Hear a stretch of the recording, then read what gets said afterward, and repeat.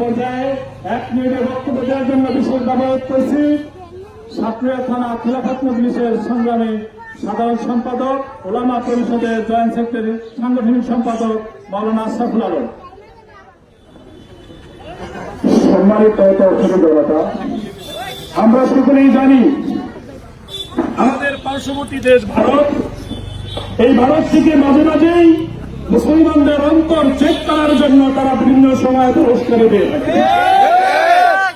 এই সময়ে আমাদের ভারত থেকে আমাদের নবী মুহাম্মদ রাসূল সাল্লাল্লাহু আলাইহি ওয়াসাল্লাম এবং তিনার স্ত্রী আয়েশা সিদ্দিকাকে নিয়ে তারা বিভিন্ন ধরনের কটূক্তি করেছে। শুধু এই কটূক্তিতেই তারা সীমাবদ্ধ রয় নাই, ভারত সরকারের এক সংসদ সদস্য কুলাঙ্গার শয়তান তারাও তার সাথে একত্র পোষণ করেছে। এটা শুধুমাত্র কোন ব্যক্তি কেন্দ্রিক কথা নয়, এটা ভারতের রাষ্ট্রীয় কথা। ততক্ষণ পর্যন্ত রাষ্ট্রীয়ভাবে তারা ইসলামী লোকের কাছে ক্ষমা না চাইবে, ততক্ষণ পর্যন্ত পৃথিবীর কোন মুসলমান এই ভারতকে ক্ষমা করবে না। সজাগ থাকতে হবে, মনে রাখতে হবে, যখন ডাক আসবে প্রয়োজনে জীবন দিয়ে রক্ত দিয়ে এই ভারতের বিরুদ্ধে ইসলাম বিদ্বেষী শয়তানদের বিরুদ্ধে আবার পর্যন্ত করবে। আসসালামু আলাইকুম।